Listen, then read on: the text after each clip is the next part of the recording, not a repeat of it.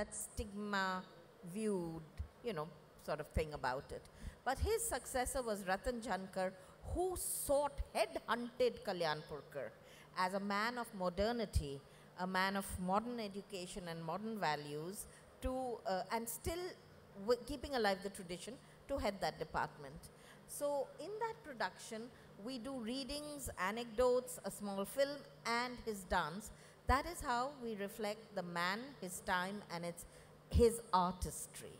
So I fell in love with the man who I never met through his artistry.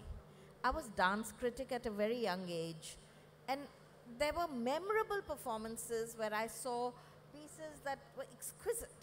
And every time I would ask, "Ye kisse sikha?" And it always went back to Mere Guruji, who in turn learnt it from him or something. So the aura of the man was growing in my mind. And then all of a sudden, during COVID times, we got a chance to be locked up, and there was a silence from performance. And the idea struck us that if we don't write it now, he may well be lost because he is non-gharanedar. Now, Calcutta is known for its addas. Every gharanedar family does a family adda, where they recall, and in the recalling, the story becomes even more fantastical with every recalling. Yeah, right. You know, they remember ancestors and nana dadas and dada nanas and, you know, sort of a thing. But the people stay alive, their contributions stay alive as part of oral history. But in his case, given the fact that he himself was a man of science, his wife was a doctor, his sons are engineers and doctors and all that, nobody knew anything about dance. Who was going to talk about it?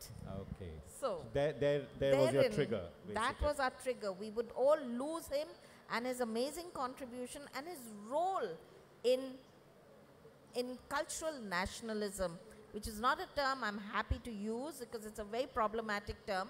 But in the way the nation saw itself culturally, he played a very big role. When he wrote that syllabus, what did he do?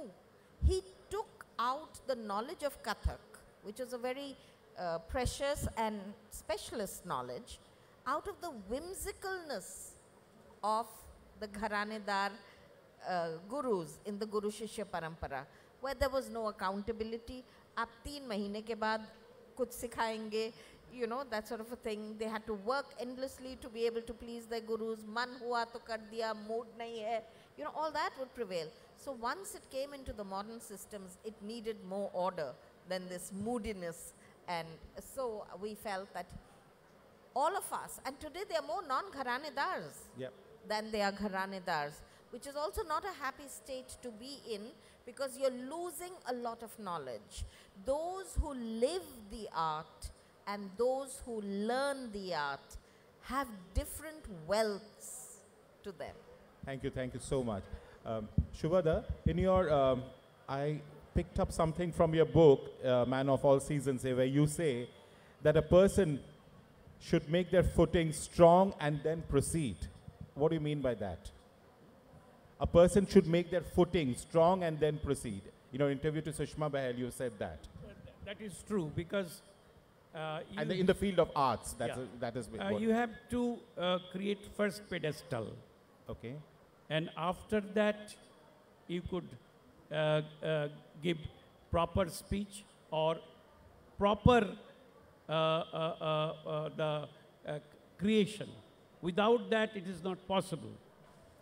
So naturally, that was my expression to Shushma. Okay. I was wanting a clarity to that.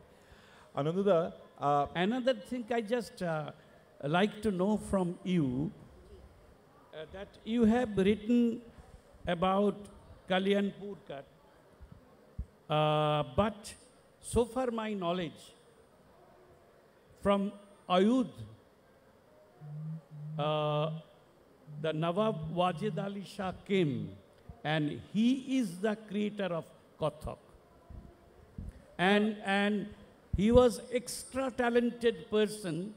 Not only that, in particularly Calcutta's cultural influence, he was the greatest person and in food, in kite play, in zoo, everywhere.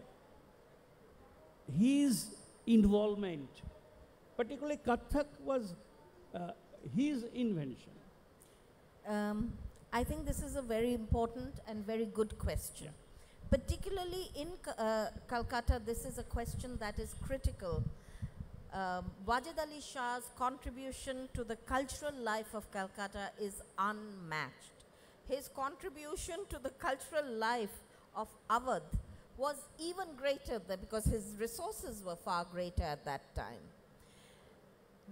Thungri. Yeah, I know. So I would hesitate completely in saying that he was the creator of Kathak. He was definitely one of its best known, best loved, and hands-on patron of Kathak. Hands-on because he himself learnt dance. He himself wrote poetry. Akhtar Pia was his nom de plume, and there are many beautiful tumris that are still performed that have Akhtar Pia as the signature on them. But he patronized a particular family, and this is important to recognize that he patronized one family rather than the whole scene. The whole scene was patronized much later. On the eve of independence, died Maharaja Chakradhar Singh of Raigad.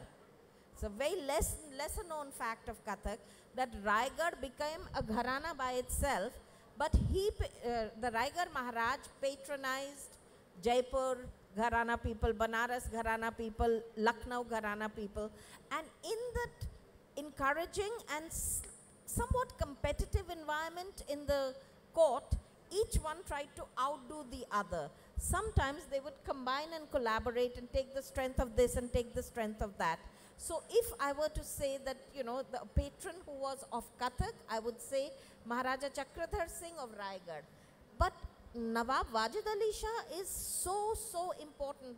Amongst the maximum creations happen in that court.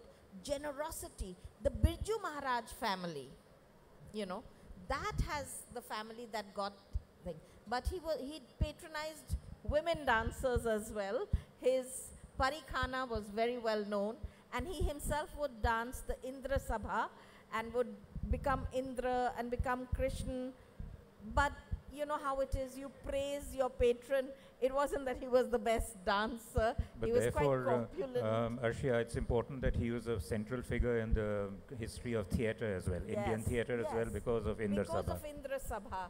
So I think Biryani. I heard from Jawahar Sarkar. With potato. That's right. That's exactly what he said. He says Calcutta biryani finally introduced something new, the potato in the biryani. But the biryani came from him. Yes, I think Calcutta is such a rich city. It has not even begun scratching its own richness. And not much time is left because we tend to lose, these are all oral histories. And we tend to lose oral history. So this is an attempt to try and put things, and I beg everybody, please make notes, please write small histories. Today, there is social media, you can share it on that, vlogs and blogs and whatever it is comes in handy. And more is strict academia accepting citations of this nature also. It's not perfected it as yet, and the old school still gets very upset with an internet reference, but more and more are internet references also coming into academia. So I think jahan jaga mile, right. We have run out of time, so we would need to wrap up. Totally run out of time? Okay. 5 more minutes. So I had few more questions, but the last question, which was the last question I'll ask all three of you, is that in all three of your writings, I detect a hint of artistic politics. Not the government politics, the artistic politics. If you explain to me why does it creep in the field that you have written about, that'll be great, and that will conclude with that. Ananda Lal, let's begin with you. Look, this is the subject of a 24-hour discussion, No, no. not do even it 24 in seconds. 2 lines. But, maybe. you know, I mean, politics is very definitely part of Rabindra Sangit also. That's what I wanted to if, know. if, for instance, you think of what Rabindranath had himself stipulated, you do not sing my songs with the harmonium. Every single Rabindra Sangit singer today, maybe one exception, sings with a harmonium.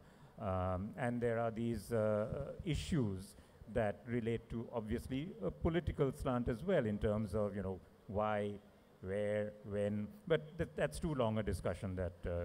But it is there. Of course it's there. Okay. Who is considered to be authoritative Rabindra Sangit singer? This was there in Vishwa Bharati's time as well. Who is not?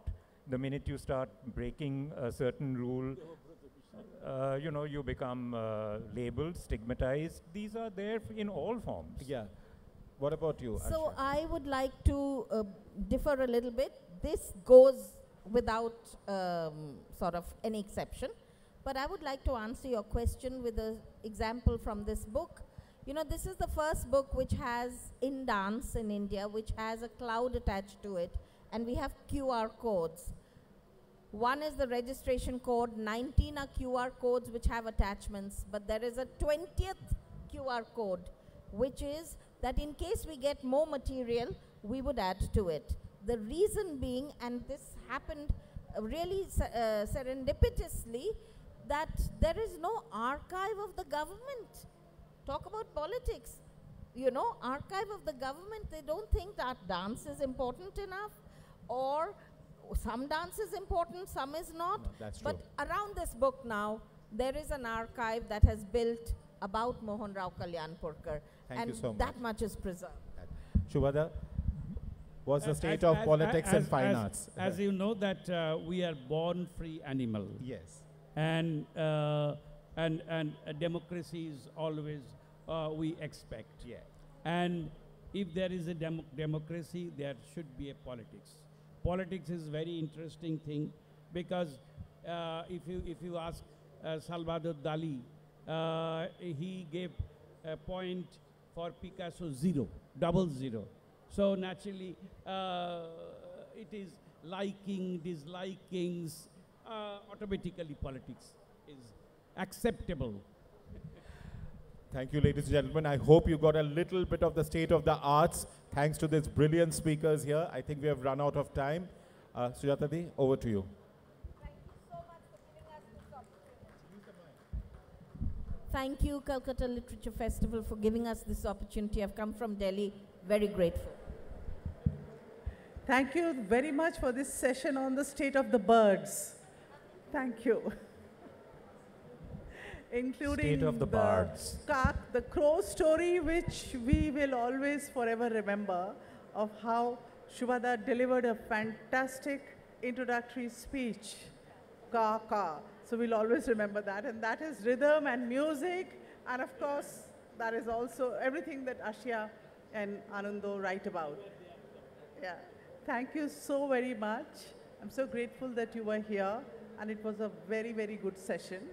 And we have...